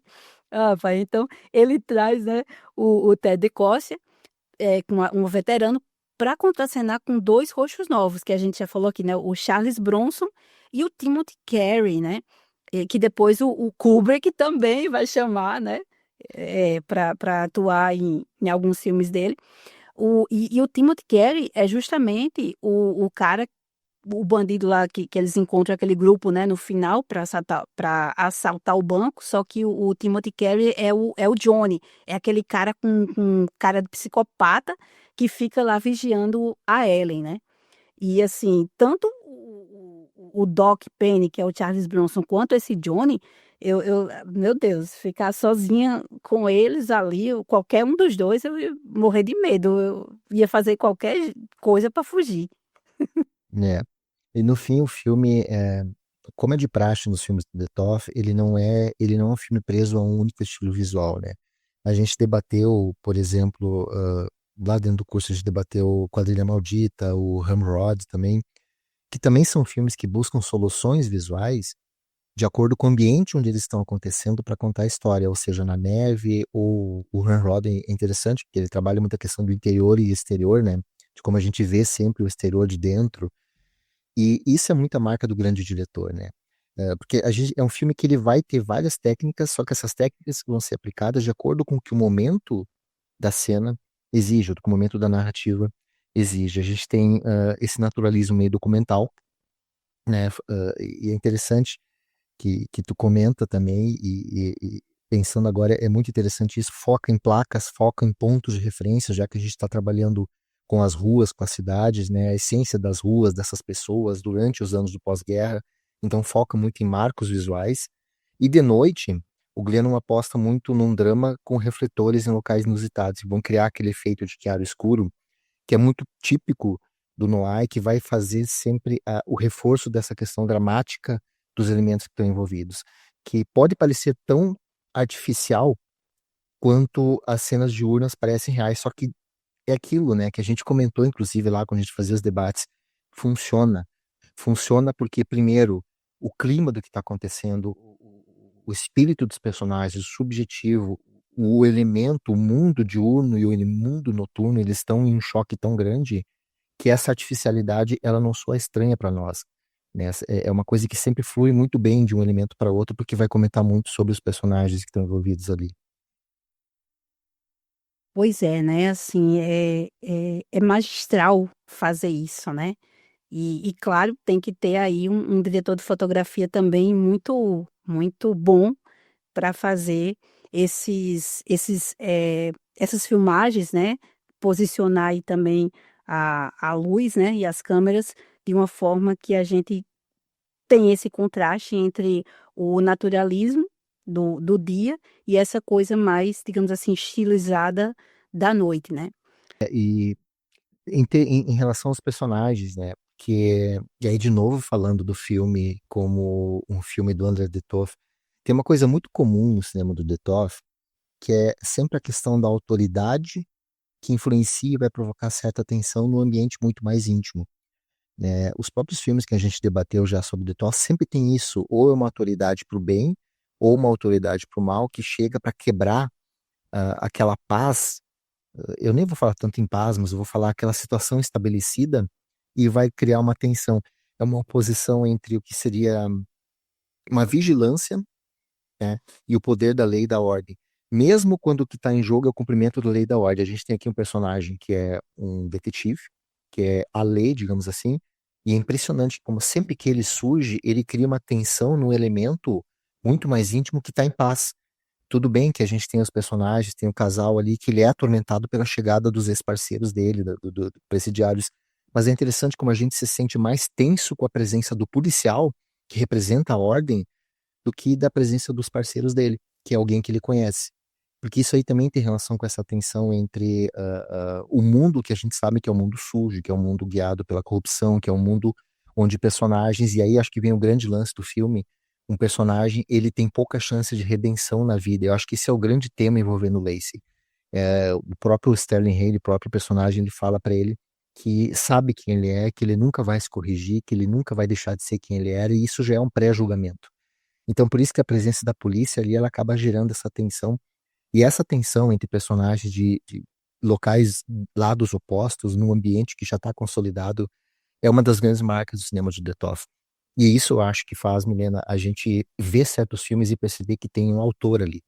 Porque não é só as escolhas visuais, mas tu nota que a maneira como as coisas são construídas respeita uma lógica que é muito autoral. E o Detov, atuando nesse, digamos, lado B, né? Ele é extremamente autoral, porque ele sempre coloca o dedo dele nessas produções, principalmente quando ele tem essa liberdade para fazer o que ele faz aqui nos outros filmes. Isso. E como a gente já mencionou antes, né, o Sims, ele é aquele cara que, ele impõe um respeito ali, né, porque ele é grandão, e é como se ele representasse realmente a ordem, a lei, né.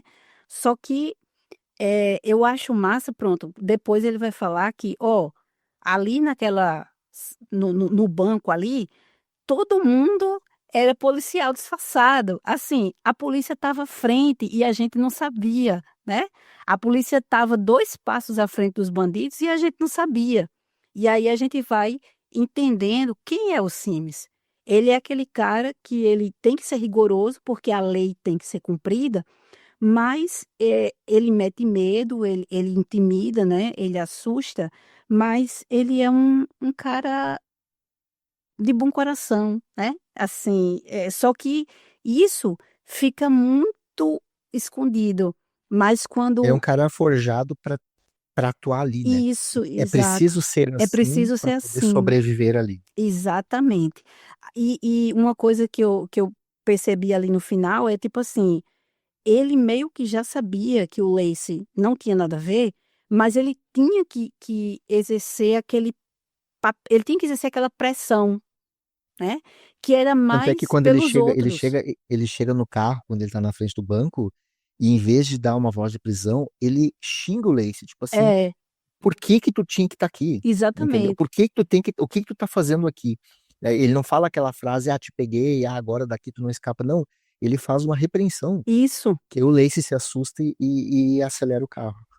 E falando sobre essa questão da tensão, né, só um adendozinho que eu acho massa aqui também, porque o nível de tensão desse filme ele é muito alto, né, desde o começo e, durante e no fim, principalmente com aquela quando o Sims dá carona para o casal ali, que a gente não sabe o que vai acontecer, mas eu acho muito massa, Fábio, aquela cena do começo, porque é uma cena tensa, né, do assalto, só que aí Aham. vem o Detov e vai colocar um elementozinho cômico que eu acho massa, né.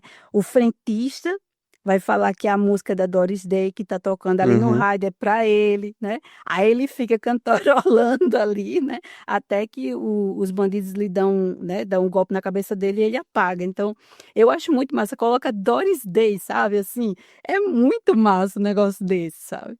E E eu queria ressaltar uma outra coisa que a gente comentou, só para não deixar passar em branco, que é o domínio, esse domínio cênico do Detov, porque tem muitas cenas de personagens que estão em ambientes fechados. A gente tem lá na delegacia, que eles têm aquele quadro, que tá todo mundo ali ao redor do quadro. A gente tem o próprio apartamento do Lacey, da esposa, e sempre são quadros onde você tem 5, 4, 3, 6 personagens, e a maneira como ele consegue dispor esses personagens, desse ambiente fechadinho ali, a gente tem uma proporção de tela que é apertada, é um 4:3 ali, e ainda assim ele consegue dispor isso, ele consegue espalhar esses personagens com um cuidado de blocagem que é absolutamente fenomenal. É o tipo de coisa que só um grande diretor conseguiria fazer, ainda mais trabalhando à margem, como ele fazia. Pois é, né. E outra coisa também interessante, eu não sei se todo mundo prestou atenção, é é que a cama de casal dos Lacey, ela é uma cama de casal, né, não é aquelas camas Uhum. separadas que eles juntam, não. E isso é muito ousado para a época, porque até mesmo quando eles filmam o Policial da Condicional lá do Lacey, o quarto é com a ca as camas separadas, né. Então, é mais eu sei que também tem a questão do espaço, mas assim, dentro da moral da época, eles eram um casal, assim, avançadinho. E eu vejo principalmente por causa da Ellen, né, porque essa mulher forte, né, essa mulher de pulso, ela era, né, o braço direito mesmo do cara, né, ele precisava ter uma mulher como ela. Bom, eu vou finalizar aqui com um comentário, né, do site Where Danger Lives, abre aspas, "Os bons, os maus e até os insanos, todos tentando sobreviver em um mundo que não se importa mais com nada. É um banquete barato, mas delicioso de tudo o que os fãs do noir desejam. E os últimos fotogramas são uma sobremesa e tanto." Fecha aspas.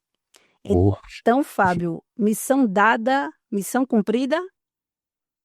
a princípio sim, né? Vamos ver o que que os detetives dizem a respeito disso. Boa, boa. Ó, Fábio, eu agradeço do fundo do coração aí a sua generosidade, né? Porque você já vem me ajudando com o áudio aqui, né, para deixar mais profissional.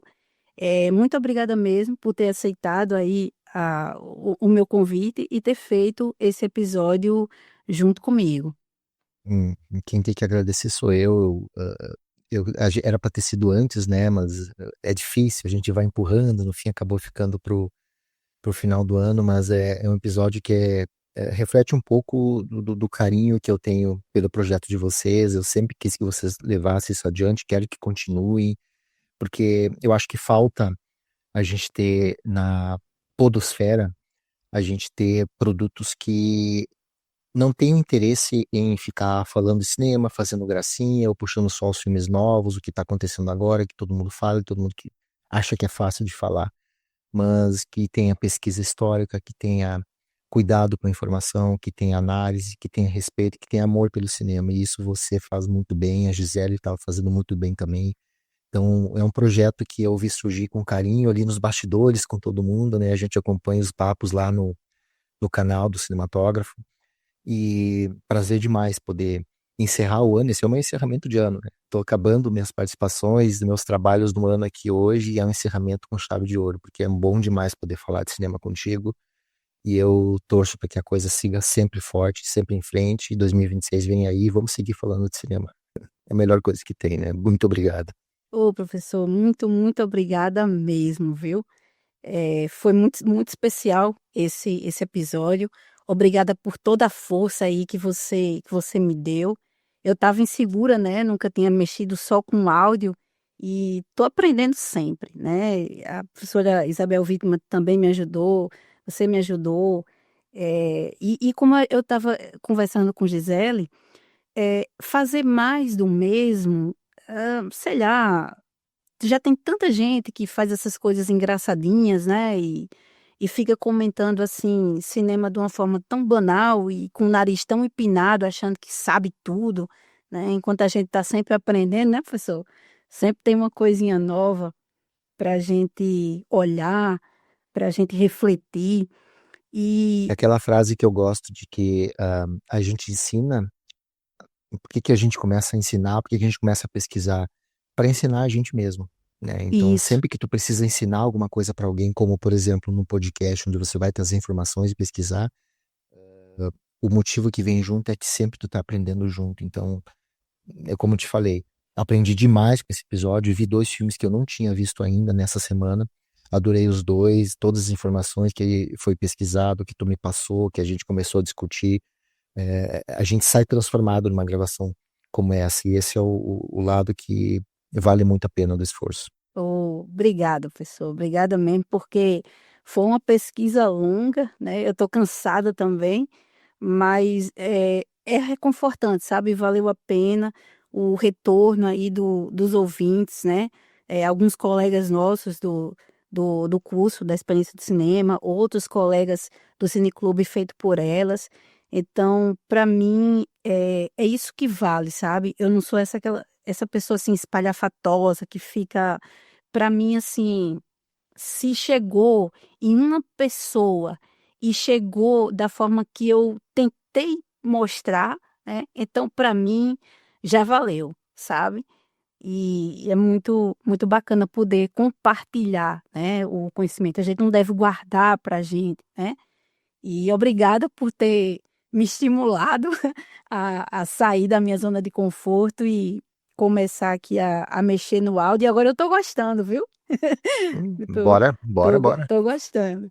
E, pessoal, eu deixo meu muito obrigada aos ouvintes e informo que o próximo episódio encerrará essa primeira temporada e o ciclo no ar do cinematógrafo delirante. Eu trarei uma convidada surpresa para botar fogo no parquinho, viu? Ai, ai. Até lá! Abraço, até lá.